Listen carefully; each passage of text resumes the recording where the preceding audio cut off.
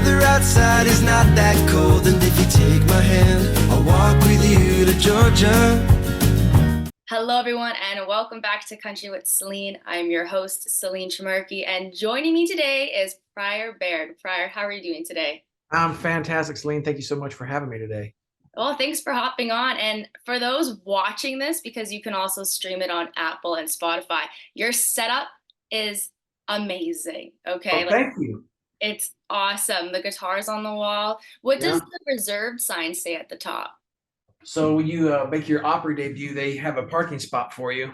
Oh, And it yes. says reserved for Pryor Baird, Grand Ole Opry debut, January 26, 2024. So they have a spot for you right when you pull up. And Oh, that's awesome. Well, you know what? Speaking of that, so I took a little scroll through your Instagram, and on July 2023, you got to go backstage at the Grand Ole Opry. And then January 26, 2024, you got to step into the circle. And Blake Shelton, coach from The Voice, he was the one that broke the news to you. So just describe the emotion that took over you when you entered that historic circle. It's so surreal.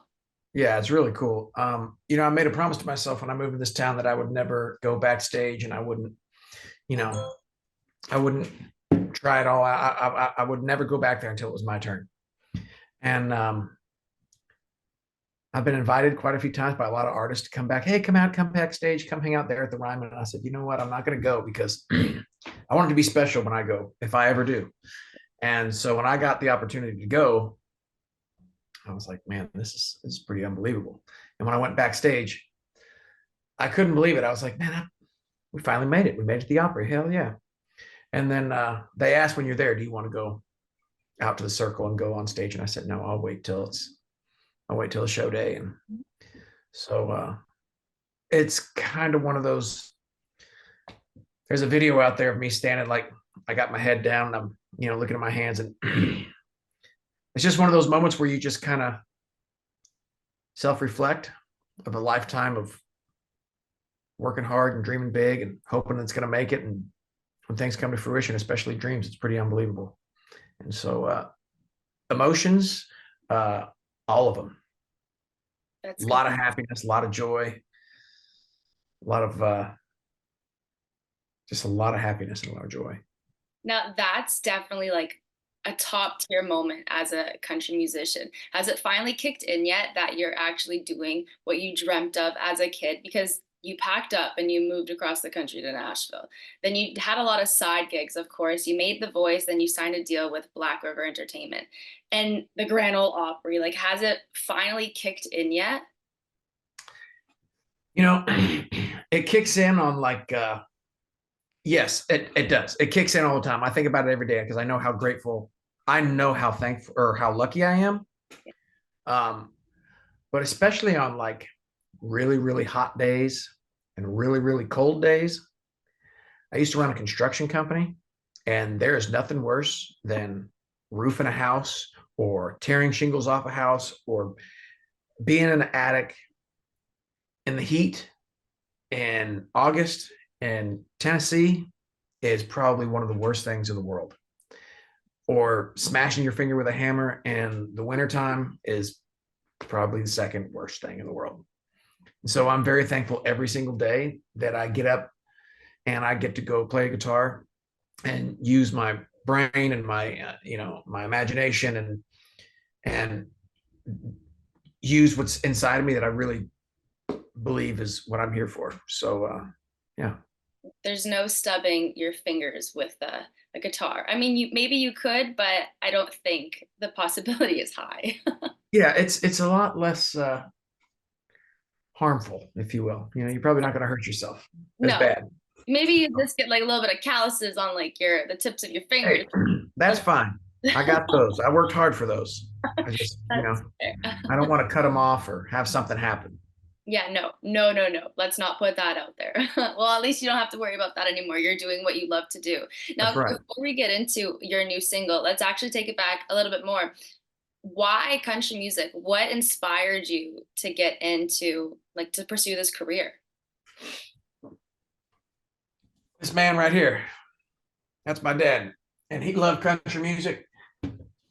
He loved country music and bluegrass and So I would listen to country music with him all the time.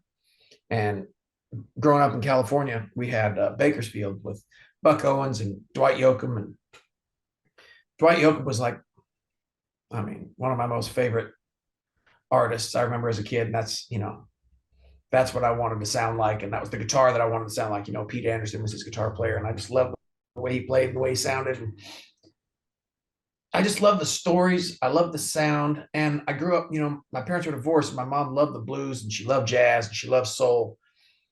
And everything came from the blues. And then my dad loved country music. And so I've just had these two influences of my life. I had the soul side and the blues and the jazz, and my dad with the bluegrass and the, rock and roll. And so it just kind of formed into this country music thing. It's just what I've always wanted to do. And I had no idea. And I played the blues forever. That's what I'd always done. But I always played country music when I'd play my shows, and people were like, "Man, you play country music too?" I'm like, "Hell yeah, I love country music." And I was like, you know what? I'm just going to Nashville. Like we're just going to go see what's going to happen. Mhm. So, well, clearly you did the right thing. I like to think so. You did do the right thing, and you're really making a name for yourself. And now, jumping forward, you just released a new single called "Mighta Met A Girl." So take us through this one. What's that? Take us through this one. Oh, Might Have Met a Girl, man. This is that song that's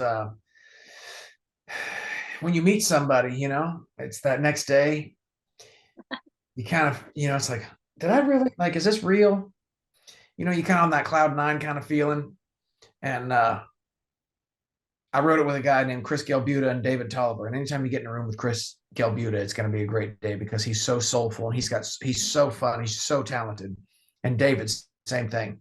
So we got in there, and David had Chris Gelbuta. Anything he touches and plays, it just sounds phenomenal. And he just was playing this little groove thing. I said, man, I love that. Whatever that is, let's work on that. And somehow, Might Have Met a Girl came in. Somebody said, well, I might have met somebody. But like, Might Have Met a Girl, that kind of sounds, what if we do that? And one thing led to another. 2 hours later, we got Might Have Met a Girl. It's funny how one little word or one little saying, it just spins the wheels in your brains. It's like, that's a song, write it down. We got to do something with it. I tell people all the time, man, people always say, what's it like, how do you write a song? Anywhere, like on an airplane or wherever you are, there are people surrounding us all the time. There are number one records and number one songs being said every day. If you just listen and you'd be like, wow, I like what you just said. And it's totally it's a totally not, it's no earth shattering, thing that somebody said. It's just very simple and very casual and very conversational. And you're like, oh yeah. And then you just do that. Yep.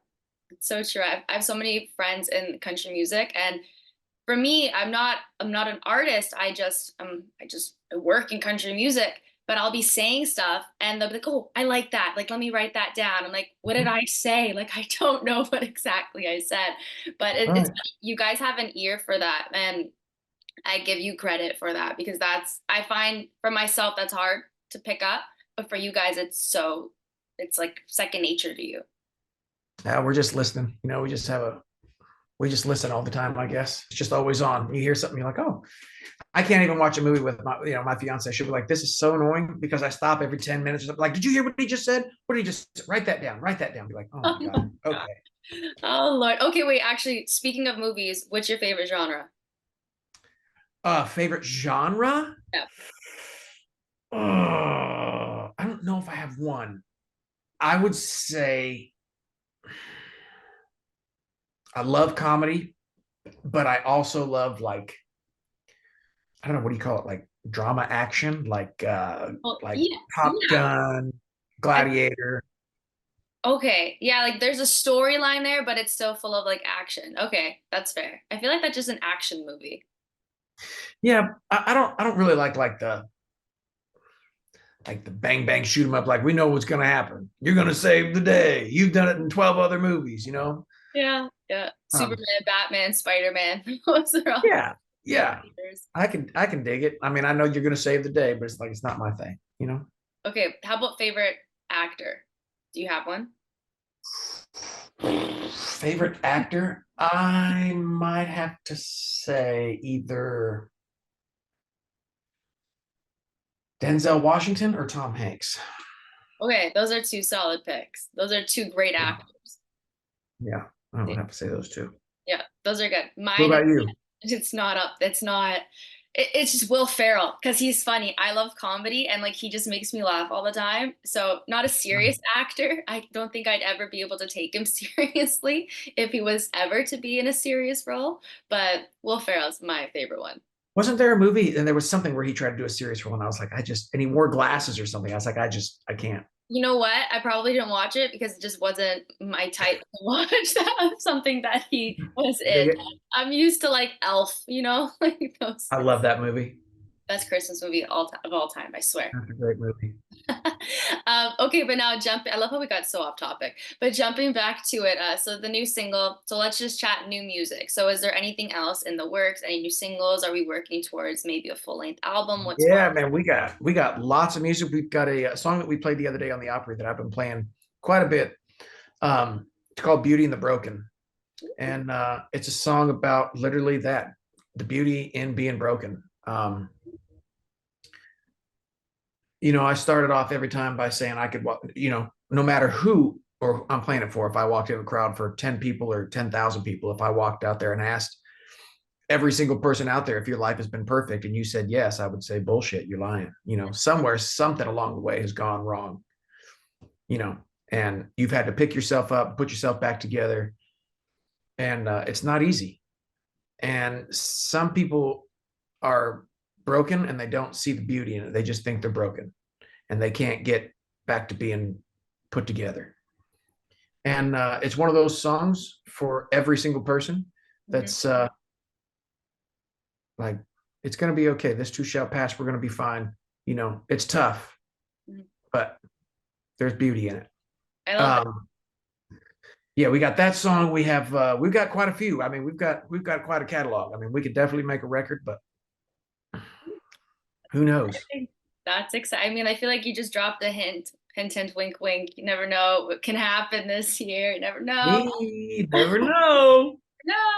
How about upcoming shows then? Do you have, I'm assuming you're based out of Nashville, correct? I am in Nashville. Yes, I am indeed. And That's it's pretty nice. It's pretty nice. It's pretty cloudy today and pretty cold, but not bad. Okay. You're in Nashville. You're in Music City. I feel like everybody wants to be there right now. Man, you're not kidding. What was the question? I'm sorry. No, upcoming shows, all good.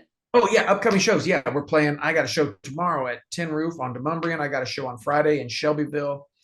Let's see, February 8th, 9th, and 10th. February 8th, I'm in Columbia, South Carolina. The 9th, I'm in Raleigh, North Carolina. The 10th, I'm in Myrtle Beach at Tin Roof. Then I've got February 16th. We're at the Listening Room in Nashville. It'll be David Tolliver, myself, and Josh Phillips, I'm sorry, who wrote Dirt Cheap. And then February 27th, I'm playing at the Listening Room again with Jeffrey Steele and James Slater and myself. Oh, that's exciting. You have a hefty February. Yay, man. Shortest month of the year. You got to pack them in there, man. Yeah, you really packed yours in. All right. So for those of you listening, if you want to go check them out, make sure you head up those places. You're going to have a lot of fun. Nashville, if you're going down even just for a week for a bachelorette, you have to go check out the Listening Room or even Live Oak or Tin Roof. Like you got to go to those like more local places because that's where real live music is. Broadway too. There's lots of good music on Broadway, but if you want like the good stuff, that's where you have to go and hit up. Yeah, for sure. Now, Pryor, before I let you go, we're gonna play a little game. Okay. I love games. Yeah, it's a fun game. So I'm kind of going off of Mighta. So your new single, Mighta Met A Girl. So we're gonna use that word, but this is gonna be when you can't remember what you did last night. So you're trying to piece together what you did the next day. So you're like, might have done this, might have done that. Okay. So I'm gonna give you a couple, and you got to try to figure out what you would do that night, or what you would have done that night. Okay. Okay. Mighta wore boots or Mighta wore sneakers? Mighta wore boots. Yeah. Mighta drank whiskey or Mighta drank tequila? Might have drank tequila. Tequila. I was thinking you'd be a whiskey guy. Okay. Used to be a whiskey guy. We just don't seem to have an understanding. We don't communicate well, me and whiskey. But tequila does. Are you serious? Apparently, I can speak Spanish better than I can speak Canadian whiskey or Oh. Kentucky bourbon or any of it. Hilarious. Okay. Might have went to Broadway or might have stayed local. Might have stayed local. I said local. Might have got a number or might have got rejected. Do you think you'd have better luck? You think you'd actually get a number or you think you'd get rejected? That doesn't count now because you have a fiance, but going back. I might have got a number. Got the number. All right. And last one, because you're in Nashville, I have to ask this. Might have gone to Cookout or might have gone to Jack in the Box? Oh, might have gone to a cookout. Oh, cookout or Jack in the Box. Yeah. Jack in the Box, all the way, because we got Jack in the Box on the West Coast. I love Jack in the Box. You know, I've never been to Jack in the Box, but everyone keeps talking about it. So I think I got to check it out. Jack in the Box. But Being Cookout from is California good too, too. I love Mexican food, like real Mexican food. They have the best terrible tacos, if that even makes sense. Terrible. Like the best terrible, like they're. I don't even know, but they're so good. And this is at Jack in the Box? Yes, it's a Jack in the Box. And their curly fries are unreal. So Jack in the Box doesn't just have like hamburgers, they have tacos too. Oh my gosh, Jack in the Box has everything. They got egg rolls, they have like Asian dishes, like they got a rice bowl thing. They got all kinds of stuff. Oh wow. I feel like Jack in the Box should sponsor this now because you just boosted them so much. Hey. Jack is back, baby. Too funny. All right, Pryor. I really appreciate you hopping on Country with Celine to chat with me. Thank you very much. I can't wait to hear all the new music this year, and I'll go check out Jack in the Box and let you know. Hey, when you come to town, there's a lot of restaurants you got to go.